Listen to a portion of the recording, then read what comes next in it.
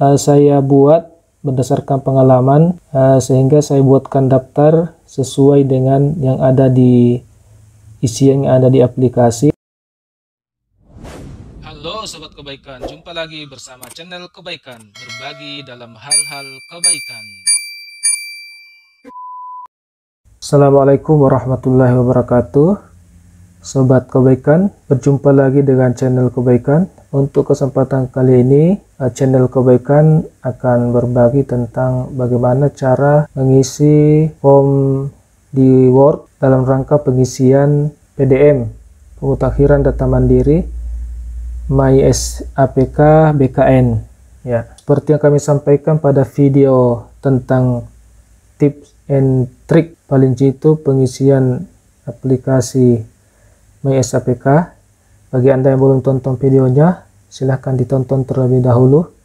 Linknya ada di atas sebelah kanan atau dilihat di deskripsi. Jadi file Word ini saya buat berdasarkan pengalaman, sehingga saya buatkan daftar sesuai dengan yang ada di isian yang ada di aplikasi, sehingga nanti data-datanya ini sisa di copy paste masuk ke dalam aplikasi MySAPK tersebut. Aplikasinya seperti ini. Untuk ubah file ya, seperti ini, data pribadi, alamatnya. Jadi nanti isian-isian ini ya, isian-isian ini itu sudah kita isi di Word file tersebut, sehingga nanti sisa di copy paste saja data-datanya, sehingga bisa dengan cepat melakukan pengisian data ya. Nah, ini bagaimana cara mengisinya file ini dan dari mana ambil datanya, kita lihat satu persatu.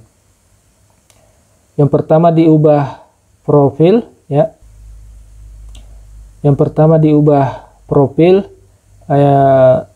siapkan foto terbaru ya, berformat JPG atau JPEG atau PNG, ukuran maksimal 500 KB ya untuk foto profil. Nah, kemudian untuk kontak pribadinya silahkan diisi untuk alamat emailnya ya, sesuaikan masing-masing, alamat rumahnya, domisilinya, nomor telepon, handphone, email dinas pribadi, email pribadi ya. Untuk email dinas pribadi biasanya berformat .go.id, namun jika belum memiliki bisa diisi dengan email lain, karena tidak bisa lanjut tanpa mengisi email dinas pribadi ini. Jadi dia bersifat wajib. Kemudian untuk data pendukung yang dibutuhkan itu adalah NIK, nomor induk kependudukan. Jadi disinilah fungsinya kartu keluarga. Jadi bisa dilihat di kartu keluarga maupun KTP ya, sama di kartu keluarga dan KTP. Bisa diambil salah satunya nomor induk kependudukan. Kemudian nomor KK sama juga jelas ya. Kemudian agama di aplikasi bersifat pilihan, bisa dipilih agamanya. Kemudian lokasi kerja, tingkat kecamatan, lokasi kantornya. Kemudian nomor akta kelahiran. Nah, ini fungsinya akta kelahiran. Silahkan dilihat di akta kelahiran, baru dicatat di sini. Kemudian nomor NPWP dan tanggal NPWP silahkan diisi ya di sini. Kemudian nomor BPJS, kemudian kartu istri atau kartu suami, kemudian nomor taspen dan tanggal taspen ya, silahkan dilihat di dokumennya. Untuk taspen contohnya seperti ini ya, ini adalah nomornya, nomor taspen, kemudian tanggal taspennya seperti ini ya, contoh untuk taspen.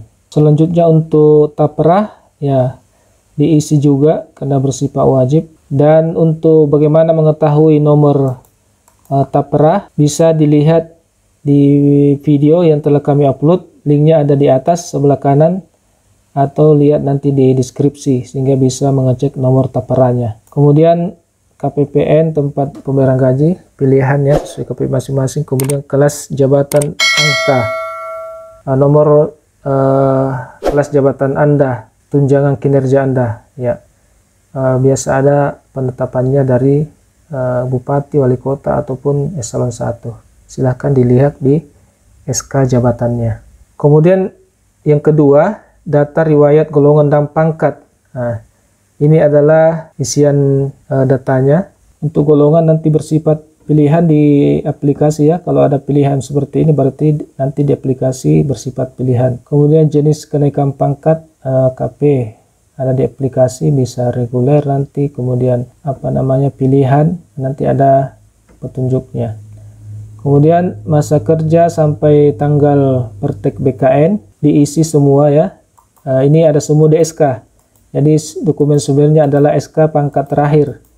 Demikian pula dengan praktek BKN ada tertera di SK terakhir ya, di bagian kalau tidak salah bagian menimbang ya, ada di situ. Kemudian bagian kedua, upload data pendukung. Nah, ini yang perlu di scan dan di-upload adalah data SK-KP terakhir. Ini bersifat wajib. Kemudian dokumen praktek persetujuan teknis kenaikan pangkat dari BKN bersifat opsional. Bisa di-upload bila ada, bila tidak ada tidak apa-apa, tidak di-upload. Jadi dua dokumen ini di-scan. Selanjutnya untuk data riwayat pendidikan yang perlu diisi adalah seperti ini. Seperti ini modelnya di aplikasi yang perlu diisi. Jadi kita siapkan terlebih dahulu di Word. Jadi ini ya, untuk masukkan data pendidikan bersifat pilihan. Kemudian untuk pendidikannya nanti jurusannya ditulis jurusan apa. Kemudian nama sekolah, tahun lulus, gelombang ijazah. Ini ada dokumen sumbernya adalah ijazah terakhir. Kemudian yang perlu untuk di-scan dan di-upload adalah pertama SK pencantuman gelar opsional. Ya, ini kalau misalnya gelar Anda belum tercantum di dalam SK terakhir dan ada persetujuan pencantuman gelar dari BKN. Ini di-scan kalau ada. Kemudian file ijazah bersifat wajib, kemudian transkrip nilai juga wajib. Jadi dua file ini dipisah antara ijazah dan transkrip karena masing-masing beda tempat menguploadnya. Selanjutnya data riwayat jabatan. Untuk masukkan datanya yang perlu diinput adalah seperti untuk jenis jabatannya. Nanti ini pilihan di aplikasi. Kemudian instansi satuan kerja, unit honornya, unit organisasinya, kemudian ini TMT jabatan, kemudian TMT pelantikan ini opsional, bisa tidak ada, kemudian nomor surat keputusan dan tanggal surat keputusan. Dokumen sumbernya ini adalah SK jabatan terakhir. Kemudian untuk upload data pendukung silahkan di scan SK jabatan terakhir karena akan di upload ya. SK jabatan terakhir. Selanjutnya yang kelima, data riwayat masa kerja. Seperti ini tampilannya untuk masa peninjauan masa kerja di aplikasi. Nah, data-data ini perlu kita catat dulu di Word sehingga sisa di copy paste nanti masuk. Nah, ini silahkan diisi sesuai dengan riwayat masa kerja. Riwayat masa kerja ini sesuatu yang sangat jarang terjadi di kalangan ASN, penambahan masa kerja dari masa kerja yang tercantum di SK terakhir ya. Ini jarang terjadi di ASN. Walaupun ada, jikalau ada disiapkan dokumennya dan di-scan karena akan diminta untuk di-upload. Selanjutnya yang keenam, data riwayat CPNS dan PNS. Nah, ini dokumen sumbernya adalah SK PNS dan CPNS ya. Kemudian status kepegawaian ini bersifat pilihan, kemudian nomor surat keputusan silahkan diisi dulu, jadi nanti sisa copy paste aja masuk ya. TMT, kemudian nama jabatan yang mengangkat CPNS ya, nama yang tanda tangan di surat SK TMT, kemudian nomor surat tanda tamat pendidikan dan latihan prajabatan, sertifikat prajabatan silahkan diisi semua sesuai dengan data yang ada di SK, CPNS, dan PNS. Kemudian nomor praktek C2TH ini bersifat opsional ya. Kemudian tanggalnya juga bisa diisi bisa tidak. Kemudian ini nomor surat dokter dan tanggal dokter ini bersifat opsional. Nah, tetapi bisa dilihat di SK PNS ya. SK PNS itu ada di situ tertulis berdasarkan surat dokter dan tanggal surat dokter tersebut. Silahkan dilihat di SK PNS. Kemudian nomor karpet, kartu pegawai. Nah, untuk data pendukung yang perlu diupload pada riwayat CPNS PNS ini adalah SK PNS. Ini bersifat opsional, bisa diupload bisa tidak. Sebaiknya sih diupload. Kemudian yang kedua, surat perintah melaksanakan tugas SPMT. Ini juga opsional. Ya, bisa diupload bisa tidak. Namun jika ada silahkan diupload. Yang wajib adalah SK CPNS Ya, jadi harus di-scan, disiapkan untuk diupload nanti sebagai data dukun di riwayat PNS CPNS. Selanjutnya data diklat dan kursus. Seperti ini tampilannya di aplikasi untuk diklat dan kursus ya. Silahkan diisi berdasarkan sertifikat. Silahkan, jika banyak sertifikatnya maka tentu dibuat banyak. Setiap sertifikat membutuhkan data seperti ini ya. Dan sertifikat diklat wajib di-scan untuk diupload. Intinya di sini adalah siapkan sertifikat masing-masing setiap sertifikat. Selanjutnya yang ke-8 adalah data keluarga. Untuk data keluarga ini bersifat opsional ya, bisa diisi, diupload atau tidak. Jadi dia bersifat opsional. Namun sebaiknya diisi agar datanya lebih lengkap. Untuk data keluarga ini ada orang tua, istri dan anak. Dan untuk data orang tua seperti ini ya. Ini dokumen sumbernya nanti adalah kartu keluarga orang tua dan kartu akte anak ya. Silahkan diisi nanti ya. Untuk status pekerjaan orang tua, jika non PNS maka data pilihannya banyak seperti ini. Namun jika dia PNS maka sisa memasukkan saja NIP-nya, maka data-datanya akan muncul ya, seperti itu. Silahkan dilihat seperti ini, lalu diisi sesuai dengan data yang diminta. Kemudian untuk anak, untuk istri seperti ini, suami istri kok ini ada pilihan, kemudian pernikahan juga pilihan, namanya sudah nanti ada muncul di aplikasi. Jadi ini adalah sumbernya akte kelahiran istri maupun kartu keluarga dan juga kartu nikah. Yang perlu diupload untuk istri adalah buku nikah. Jadi ini wajib di-scan untuk data istri. Kemudian untuk anak seperti ini masuk datanya. Jadi ada orang tuanya pilihan nanti ada di aplikasi. Silahkan diisi seperti ini ya. Diisi masing-masing sehingga nanti sisa di copy paste masuk ke dalam aplikasi sehingga prosesnya cepat. Intinya di sini adalah siapkan akte kelahiran dan akte kelahirannya di-scan karena nanti akan diminta untuk di-upload. Selanjutnya adalah data SKP yang ke-9 ya. Untuk data SKP tampilannya seperti ini. Tampilannya seperti ini di aplikasi, sisa di cross check dengan data hard copy yang kita punya. Data telah terisi otomatis di aplikasi, sisa dicek dengan data yang kita punya. Intinya adalah siapkan SKP 2019 dan 2020. Ya, ini prosesnya cepat di pengisi aplikasi. Kemudian wajib untuk diupload adalah SKP 2019 dan 2020. Jadi silahkan di-scan untuk nanti diupload. Dipisahkan SKP 2019 tersendiri dan SKP 2020 tersendiri. Selanjutnya yang ke-10 adalah riwayat penghargaan.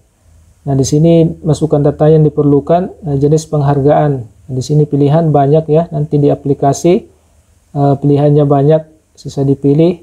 Yang paling umum adalah penghargaan Satya Karya Lencana 10 tahun, 20 tahun, 30 tahun. Jadi kalau itu ada, silahkan disiapkan dan diisi di sini sehingga nanti sisa copy paste. Dan sertifikatnya di scan karena nanti akan wajib untuk diupload pada aplikasi. Jadi siapkan sertifikatnya lalu di scan dan isi pilihan di sini sehingga nanti sisa copy paste. Kemudian yang ke-10 riwayat organisasi. Tampilan untuk riwayat organisasi ini juga bersifat opsional, bisa diisi bisa tidak. Sebaiknya diisi jika ada. Jadi misalnya organisasi Korupri, Ikatan Dokter Indonesia, Persatuan Guru Republik Indonesia. Jika menjadi anggota organisasi, ada SK penetapan dan kartu anggotanya, silahkan disiapkan, diisi di sini data-datanya ya. Kemudian di-scan dokumen keanggotaan organisasi ya, SK penetapan ataupun kartu anggotanya, di-scan karena nanti akan diupload. Kemudian yang paling terakhir ada riwayat CLTN ya. CLTN ini cuti di luar tanggung negara. Untuk tampilannya di aplikasi nanti ada 3 pilihan ya, penetapan CLTN, perpanjangan CLTN, pengaktifan kembali CLTN. Kalau ada ya silahkan disiapkan semua dokumennya, dan ini adalah yang perlu dimasukkan nanti di aplikasi.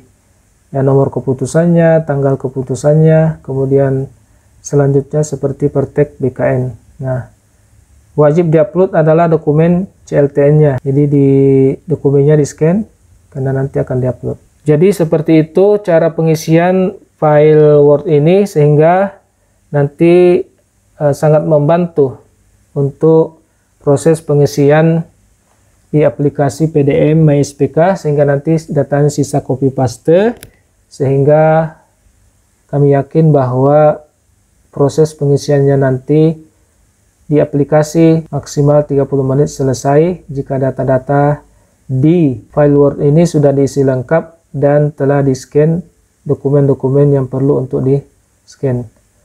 Demikian, terima kasih. Wassalamualaikum warahmatullahi wabarakatuh.